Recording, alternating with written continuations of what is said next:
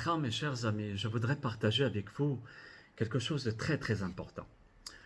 On sait qu'avec la destruction du temple, il y avait un remue-ménage catastrophique. Avant la destruction du temple, il y avait un trouble et une confusion terrible à cette époque-là. Certains disaient qu'il fallait faire la guerre contre les Romains, d'autres disaient non, il ne fallait pas faire la guerre. D'autres, Rabbi Akiva nous dit que Bar Korba il est Mashiach, d'autres nous disent il n'est pas. Même si Rabbi Akiva après il est revenu, il avait Bar Korba l'étincelle du Mashiach. Mais selon sa conduite, après on a vu qu'il n'était plus Mashiach. Mais il y avait une confusion. Comment tu peux te tromper de cette manière? Comment se fait-il qu'il y avait une confusion? L'un il disait A, l'autre il disait B. Et c'est ce que l'on vit maintenant dans notre génération. Qu'est-ce qui a engendré ce chaos désastreux qui s'appelle la confusion? Tel Rav dit A, l'autre. C'est vrai que tant qu'il n'y aura pas le Mashiach, on sera dans ce système. Mais qu'est-ce qui a provoqué tout ça? Je voudrais vous rapporter d'autres exemples, mis à part l'exemple de l'histoire du temple, il y avait aussi une confusion, même chez des grands. Et dès ces premiers chapitres, vous voyez, où vous ouvrez la Torah, la Torah nous livre quelques exemples parfaits de ce type d'erreur vis-à-vis de la confusion. Et aussi d'être très très vigilant à l'égard de ce que nous allons rapporter, de ne pas rentrer dans la confusion. Premier exemple, écoutez bien. Citons l'exemple de Sarah Imenu, qui lutta afin qu'Abraham renvoie Ishmaël, bien qu'elle fût l'origine du mariage entre Abraham et Agar, parce que Sarah ne pouvait pas avoir d'enfant. Alors elle a dit à Abraham, ok, c'est dur de prendre son rival et va faire un enfant. Et elle a mis Ishmaël au monde. Ishmaël avait une conduite désastreuse, catastrophique. Et à ce moment-là, même si Sarah était à l'origine de ce mariage, elle ne voulait pas et elle préservait l'avenir de Yitzhak et l'avenir du peuple juif. Parce que Yitzhak, elle a vu qu'elle était exposée à la mauvaise conduite et l'influence de son demi-frère, qui était un impie. À la fin de sa vie, Baruch Hashem, il a fait Teshuvah. Mais c'est à la fin, pendant tout ce moment-là. Et Sarah dit à Abraham, renvoie cette femme avec son fils. C'était dur, mais c'était pour préserver le Ham Israël. Comment Abraham Avinu n'avait pas le discernement, n'avait pas vu que Ishmaël était un rachat et qu'il avait une influence sur Yitzhak, qui étudiait, qui était un homme intègre, etc. Comment se fait-il que c'est Sarah qui a vu? Ensuite, le deuxième exemple, toujours de la Torah Akdusha. Il s'agit de de Yitzhak, qui veut donner sa bénédiction à son fils Esav, son aîné, c'est vrai, mais une catastrophe. Il ne voulait pas donner la bénédiction à Yaakov. Il était persuadé, mes chers amis, persuadé que Esav était l'incarnation de la Gevura. C'est quoi la Gevura? C'est la rigueur. Mais quelle rigueur? La rigueur, les Shem Shamayim, au nom du divin, pour Hachem, pour l'honneur de Dieu. Et notre patriarche, Yitzhak Avinu alav shalom, il a voulu le bénir, c'est comme s'il lui avait mis une bombe dans la main, mais lui, il aurait explosé le monde avec. Et qu'est-ce qu'il voulait faire? Il voulait lui donner une bénédiction d'une abondance sans égale, afin qu'il puisse entretenir son frère Yaakov. Il lui dit, voilà, Yaakov, il va étudier, c'est un bon étudiant, mais il lui faut quelqu'un qui puisse l'aider financièrement, etc. Et donc, à ce moment-là, ça va être qui? Ça va être Esav et qui va l'aider. Ici, encore une erreur. La suite, nous la connaissons tous, on la connaît. Si Rivka n'avait pas intervenu pour empêcher d'accorder une telle bénédiction à un rachat, tel que Esav, il aurait reçu la bénédiction, ça aurait été un désastre sur terre. Comment Yitzhak n'a pas eu le discernement et puis de voir que Esav était un impie et tout ce qu'il faisait, c'était le Zorro, mais pour lui, pour son ego. Celui qui le déplaisait, même si c'était un tzaddik, il l'achevait. Et quelqu'un qui était un raja, il le gardait. L'essentiel, c'était il est trouvé grâce à ses yeux. Comment Yitzhak alav shalom n'a pas pu voir ceci et que Rivka a pu s'en rendre compte. Maintenant, un troisième exemple. Les gens disaient la petite pour la petite et la grande pour la grande. Cela veut dire que Rachel devait être la femme de Yaakov et Léa la femme de Esav, de ce rachat. Et Léa, elle pleurait, elle pleurait, elle pleurait. Tellement elle pleurait, elle avait des yeux abîmés, elle avait un visage abîmé. Ses larmes ont brûlé ses joues et ses yeux étaient gonflés. Et regardez comment Rachel a préservé l'avenir du peuple d'Israël, mes chers amis. Elle a sauvé sa sœur du mariage avec Esav, au risque de perdre sa propre place du peuple d'Israël. Parce que si Léa se mariait avec Yaakov, et bien malheureusement Rachel devait se marier avec Esav, où elle aurait perdu sa place. Malgré tout, elle a fait à ce que Léa, sa sœur, puisse se marier avec Yaakov. Vous connaissez l'histoire, comment ça s'est passé. Un quatrième, donc ici, comment se fait-il que Yaakov n'a pas vu clair et il n'a pas vu que aussi Léa c'était une tzadékette et qu'il fallait la prendre. Un quatrième exemple, c'était la même erreur qui fut commise par le prophète Shmuel. Shmuel Hanavi était quand même un prophète. Alors qu'Hachem lui ordonna et lui dit, voilà, tu vas aller chez Yishai. Yishai, il avait 7 enfants, et il lui dit, tu vas oindre le fils, il lui a pas dit qui au début, afin qu'il puisse devenir roi. Très bien. Shmuel, il va chez Yishai, et lui, il a voulu oindre Eliav, qui était un des 7 fils. Contre toute attente, à ce moment-là, Hachem lui dit de procéder à l'onction de qui? De David Améler. Mais comment Shmuel n'a pas vu que c'était David? Qu'est-ce qui s'est passé pour qu'il se trompe et il va prendre Eliav? Il y a plein d'exemples comme ça dans la Torah, dans le Tanakh, dans la Gemara, partout, des millions d'exemples. Donc, par conséquent, même les grands tzadikim, et c'est des tzadikim qui sont parfaits, ils peuvent se tromper. Comment ils peuvent se... Qu'est-ce qui les fait trébucher? Qu'est-ce qui se passe dans la tête de ces grands pour trébucher et avoir la confusion? Comme Rabbi Akiva, qui pensait que c'était Bar Korba, etc. Qu'est-ce qui se passe à ce moment-là quand malheureusement on trébuche ou on ne voit pas clair? Il y a une confusion. À votre avis, essayez de me donner la réponse. Très très beau. Donc j'ai entendu de très très belles réponses. Il y en a qui se rapprochent de la réponse de nos Hachamim et d'autres qui sont incroyables. Maintenant, je voudrais vous livrer une réponse du Rabbi Nathan dans le Likutei Moharan. Il écrit que les tzadikim peuvent arriver à tomber et tomber dans le piège, comme on vient du tout à l'heure. Mais c'est quoi qui provoque de tomber dans le piège? Accrochez-vous, écoutez bien. C'est le piège de l'apparence, du show, de l'extérieur. Et pensez que certaines personnes agissent les Shem Shamaim pour l'honneur du divin, alors que c'est tout le contraire, c'est des Esav et des Rechaim et des Apis en puissance.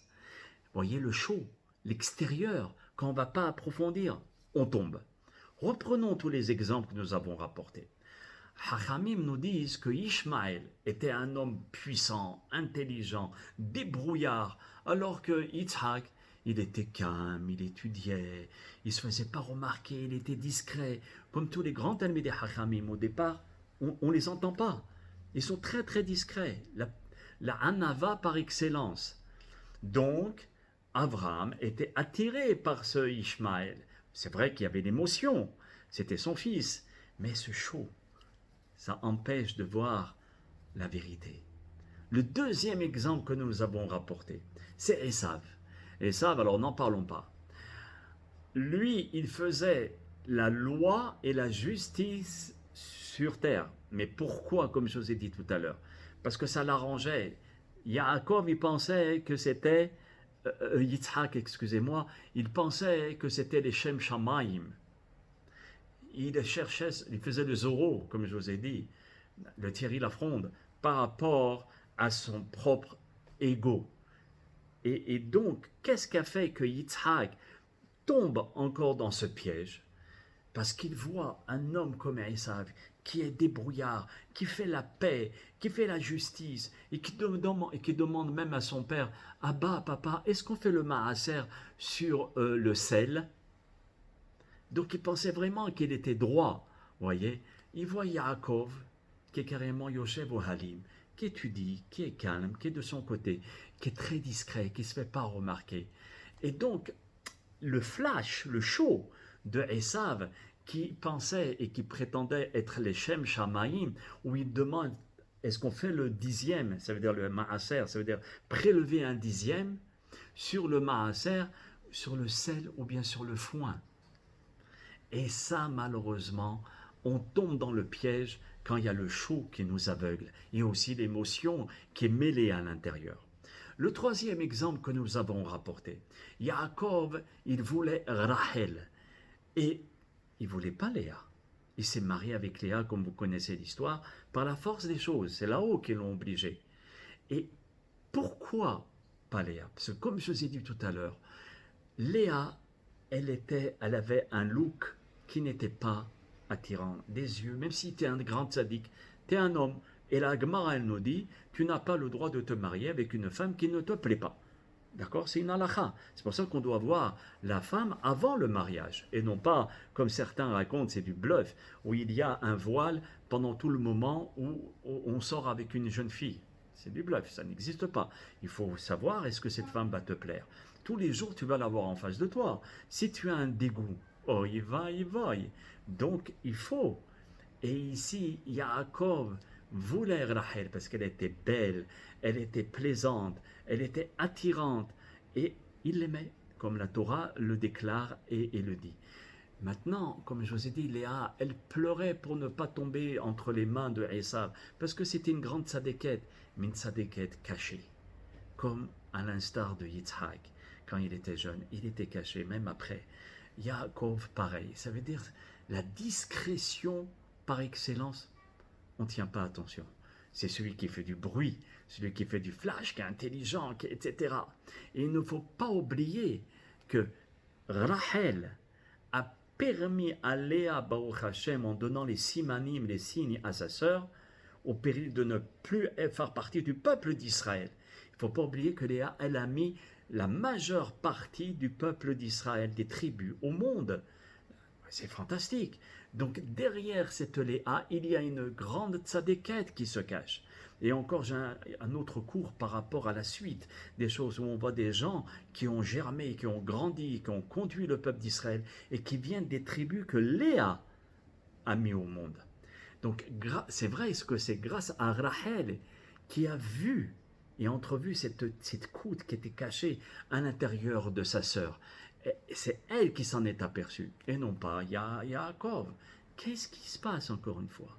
Pourquoi Yaakov n'arrive pas? Parce qu'il est attiré par le flash, par l'extérieur, par les sentiments. Le quatrième exemple que nous avons rapporté, c'était le cas de Shmuel Hanavi. Il faut savoir que Eliav, il avait une stature et une intelligence exceptionnelle, impressionnante, et laissait à entrevoir une royauté pleine de sainteté et de succès, mes chers amis. Ça je peux vous le dire. Eliav, c'était quelqu'un de chaud, mais c'était un hacham, c'était un tzaddik, mais pas suffisamment pour diriger le peuple d'Israël. Et donc, encore une fois, Shmuel Hanavi a été attiré, bluffé par ce show, par cet extérieur. Parce que contre toute attente, Hachem va indiquer à Shmuel qu'il faudra procéder l'onction non pas à Eliav, mais à David Amelech. David Amelech. L'homme discret, le roux bizarre, l'homme qui était même inculpé d'être un mamzer, un bâtard, et l'homme qui était berger, solitaire, en marge de la société. Vous savez que David, il était ignoré, dénigré par tous, même par ses frères, même par son père. Et là, qu'est-ce que dit Hachem? Tu vois cet homme que tu dénigres, c'est lui que je veux. Vous voyez, mes chers amis, c'est que l'apparence aveugle, la physionomie extérieure qui est attirante, elle fait trébucher les personnes. L'aspect extérieur, c'est vrai que c'est bien, mais attention, ne te fais pas bluffer par cet extérieur. Tu vois, par exemple, tu as une mine de mchenef, d'une personne, tu sais pas, elle n'est pas tellement belle, elle n'est pas attirante, etc. Mais tu ne sais pas les valeurs qu'il y a à l'intérieur. Essaye de voir derrière ce voile de cette mine qui te bloque. L'allure imposante de Eliav ou bien d'une personne qui a une belle éloquence, une belle prestance, tu es attiré par lui. Et donc, ça trouble les esprits et ça fausse la vérité et ça amène la confusion qui est désastreuse. Alors, on voit souvent, regarde quel garçon, il est brillant, l'autre non, pas tellement. Et on voit que plus tard, celui qui était brillant, ça devient un bandit, hazve shalom, et l'autre, quand il ne payait pas de mine et rien du tout, il devient un leader ou bien un cerveau, quelque chose d'incroyable. Donc il ne faut pas se fier à l'apparence. Ah, il bégaye. Ben, il y a eu Moshe Rabbeinu qui a zuzoté aussi. Pas bégayer, mais zuzoté. Il y a lui, regarde, il est paralysé. Qu'est-ce que tu vas le prendre? Il est carrément sur une chaise roulante. Tu vas le prendre comme un juge? Eh ben oui, je veux le prendre comme un juge et il va devenir Shimshon, lui qui a défendu le peuple d'Israël au moment où Akadosh Baruch Hu lui donnait le roi HaKodesh et la force, c'est Hachem qui lui donnait. Donc, il avait une apparence qui était répugnante, qui repoussait. Eh ben, c'est lui le brillant, c'est lui qu'il faudra prendre. Pareil pour Yosef Hatzadik, il y a des millions d'exemples. Rabbi Nachman Mibreslev alav shalom, il nous rappelle que rien n'est évident et que des gens comme Esav, ils peuvent incarner dans les personnes qui ont l'air de s'adonner à une certaine spiritualité ou bien le show, etc. Il faut faire attention. En étant avertis, cela nous permet de prier Hachem d'être guidés vers un Rav qui est sage et authentique. D'autre part, un autre conseil, si je peux me permettre au nom de Rabbi Nachman. Avant de lui adresser une question ou une halakha, ou bien du moussar, à nous de prier pour que le Rav chez qui on a demandé, il puisse avoir la raison juste et être inspiré. Car aussi, il faut essayer de s'attacher au Hachamim. Mais aussi, les plus grands tzadikim se sont trompés. Abraham, Yitzhak, Yaakov. Qui nous garantit notre intégrité? Eh bien, la prière. De demander, je ne dis pas que nos avots n'ont pas prié, mais la prière de ne pas tomber dans ce piège. Parce que maintenant, on sait, grâce à nos sages qui nous ont éclairés, à travers tous les exemples de la Torah, et d'en sortir une moralité pour nous, de dire attention au chaud, vous voyez, parce que le chaud nous fait tomber. Et pour cela, il faut être aussi attaché aux tzadikim qui, eux, sont dépositaires du Emet La'amito, ça veut dire la vraie vérité. Et c'est pour ça que je vous envoie les hilulot et d'allumer des nérotes pour ces grands tzadikim qui sont partis de ce monde, pour qu'ils puissent intercéder en notre faveur et de prier à Kadosh Baruch Hu pour toutes choses, mais aussi pour ça, de ne pas tomber dans l'erreur. Rappelons aussi que le rôle des matriarches, une deuxième réponse, le rôle des matriarches a été essentiel. Et ça, vous l'avez donné, cette réponse. Si Sarah, Rivka, Rachel ont été, si vous voulez, ont sauvé le peuple d'Israël, à ce moment-là, je peux vous dire, c'est grâce à elle qui avait le discernement, que l'histoire a pris le vrai virage.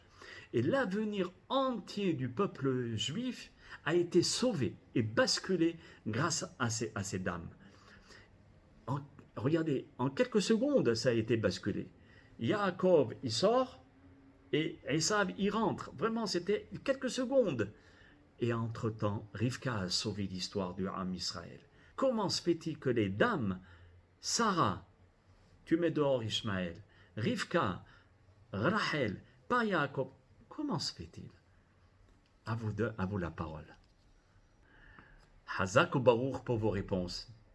Les femmes, nos Hachamim, le Rav Dessler, le Rav Kotler, nous, alors, dans le Lekartov, dans le livre Alinu les Shabiach, j'ai réuni toutes les réponses pour vous les livrer. Les femmes ne sont pas trop affectées par ces erreurs de l'apparence. Eh ouais, elles ont ce qu'on appelle la bina. Elles ont le discernement par Dieu qui leur a donné. L'aspect extérieur, c'est-à-dire le show, non, ça ne va pas. Mais attention, les Hachamim nous disent, à condition de se trouver, c'est quoi la différence entre l'homme et la femme? L'homme, il est sur la scène. La femme, elle est derrière le rideau en train de lui souffler. Voyez? Ou bien comme dans le théâtre, il y a quelqu'un qui est en bas et qui souffle les mots. Eh bien, c'est les dames. Les dames, elles sont derrière. Il faut qu'elles soient comme nos mères, derrière la scène, derrière le rideau, sans être influencées par la scène, par ce qui se passe. Et de ne pas être aveuglées, vous voyez? C'est là, pardon, qu'intervient aussi la réponse que je vous avais dit, que vous avez donnée, la bina, le discernement qui est en sorte un sixième sens. Hachem leur a donné cette intuition par essence. Elles sont nées comme ça. Et grâce à ça, elles peuvent détecter le bon du mauvais. Cela veut dire que nous avons la chokhma, nous n'avons pas le même cerveau. Oui, tout à fait, on n'a pas le même cerveau. Elles ont le bina et nous, on a la chokhma. Donc, pour conclure, mes chers amis, les hommes qui avons la chokhma, essayons tous ensemble de se verser dans la Torah, parce que la Torah, c'est elle qui nous donne la bina, ce discernement pour ne pas se tromper. Et deuxième chose, le conseil de tous ces harabanim que je vous ai rapportés, de ne pas tomber dans le piège du show, de l'apparence, de l'extérieur. Ah, la belle allure, il parle bien, etc. Celui qui bégaye dehors. Alors, vous voyez que si on va étudier la Torah et qu'on se sert de ce conseil, à ce moment-là, on peut être préservé de l'erreur de l'extérieur. Et vous, mesdames, servez-vous de cet atout inestimable que Dieu vous a donné comme cadeau, à l'image de nos mamans qui, elles, ont sauvé, je peux dire vraiment, qui ont sauvé le peuple d'Israël. Qu'Hachem Yitbarach nous donne ce discernement, qu'on ne tombe pas dans les pièges barminan de l'extérieur. Et je tiens vraiment à insister. Parfois dans les familles, on voit un enfant qui boite, qui bégaye, qui n'est pas tellement zélé, qui n'est pas tellement aisé. Et puis on ne lui donne pas beaucoup de chance. Et par contre l'autre, il parle des questions, et il est là, et il réussit dans les études. L'autre, le pauvre, il rapporte un 10 sur 20, même pas un 8 sur 20. Et l'autre, 20 sur 20 à chaque fois, 19 sur 20. C'est vrai que c'est dur. Mais on tombe dans le piège, même nous parents. Parce qu'il y a aussi le sentiment, mais on se dit, c'est évident que cet enfant ne va pas réussir dans la vie. Il va faire bon chaudronnier, couturier, et puis bye. Et la vie nous réserve des surprises, mes chers amis. Et je n'ai pas 100 ans, mais le nombre d'années que Dieu m'a donné et que Bezat Hashem, il nous en donne à tous, eh ben ça m'a servi pour comprendre des choses que, regarde lui comment il était.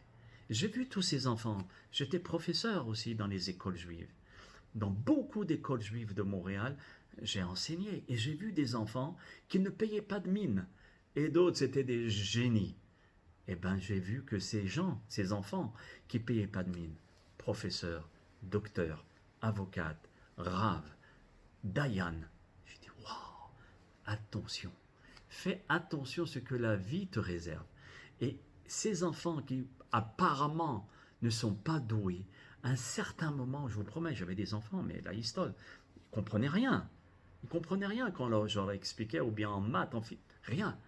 Eh bien, maintenant, Baruch Hashem, c'est des têtes, des leaders, des gens exceptionnels pour dire attention au show. C'est pour cela que vous, mesdames, c'est vrai que vous avez ce discernement, mais aussi vous pouvez vous faire avoir par l'émotion. Et la femme a une émotion très forte. Et de toujours vous servir de ce discernement, et les hommes de l'étude et du conseil que nous avons étudié ensemble, de façon à ne pas tomber dans l'erreur. Qu'Hachem vous bénisse, vous comble de bonheur et qu'il vous fasse réussir à ne jamais tomber dans la confusion. Bracha ve'atzlaha. Kol tov, shalom, shalom. À très bientôt.